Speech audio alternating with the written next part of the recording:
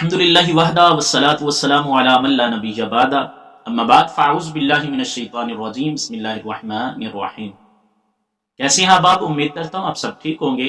تمام اس چینل پر آنے والے معزز خواتین و حضرات، آپ سے گزارش ہے اس چینل کو ضرور سبسکرائب فرمائیں۔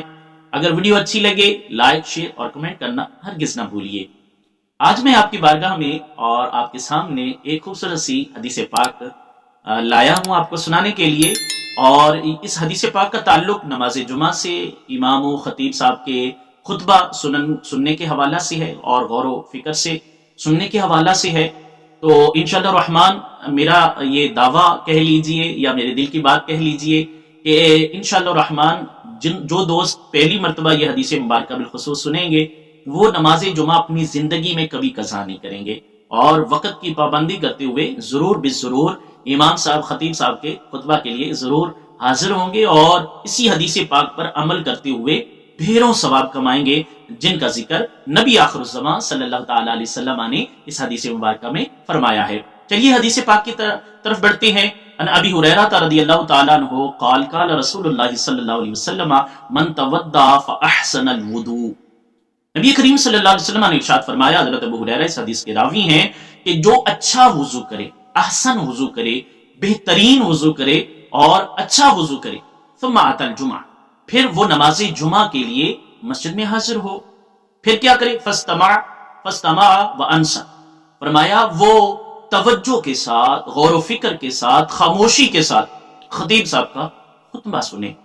تو اگر وہ ایسا کرے گا، نماز پڑھے گا، امام و خطیب کا خطبہ توجہ کے ساتھ سنے گا، تو اس کو انعام کیا دیا جائے گا، جس کا میں ذکر کر رہا ہوں کہ جس کو سننے کے بعد انشاءاللہ کوئی بندہ بھی نماز جمعہ کی قضا نہیں کرے گا۔ نبی کریم صلی اللہ علیہ وسلم نے فرمایا غفر لہ ما بینہ و بین الجمعہ، اس کے درمیان یعنی اس کے جتنے بھی گناہ ہوں گے وہ اس جمعہ سے لے کر اگلے جمعہ تک، ان کے درمیان جو صغیرہ گناہ ہوں گے اللہ کریم تمام کی بخشش فرما دے گا، تمام کو بخش دے گا۔ صغیرہ گناہ جتنے بھی ہوں گے اللہ کریم ان کو معاف فرما دے گا۔ اور فرمایا وزیادت ثلاثۃ ایام، اور کما قال رسول اللہ صلی اللہ تعالی علیہ وسلم، رواہ مسلم، میرے آقا علیہ الصلوۃ والسلام نے ارشاد فرمایا کہ مزید 3 دن کے اللہ مزید گناہوں کو بھی معاف فرما دے گا۔ سبحان اللہ، کیا کہنے۔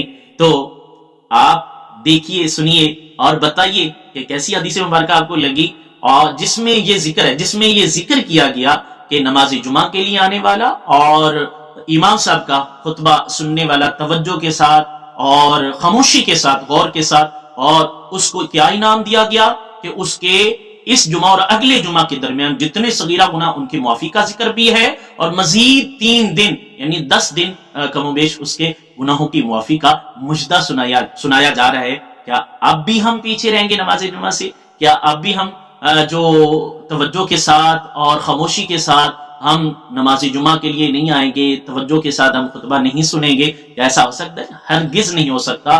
میں امید کرتا ہوں اور بھرپور امید کرتا ہوں آپ کو یہ حدیث مبارکہ بہت اچھی لگی ہوگی، کیونکہ میرے محبوب کا ہر فرمان ہی اچھا ہوا کرتا ہے۔ اللہ کریم مجھے اور آپ ہم سب کو عمل کی توفیق عطا فرمائے۔ اپنا بہت سارا خیال رکھیے، ملتے ہیں نیکسٹ ویڈیو کے ساتھ۔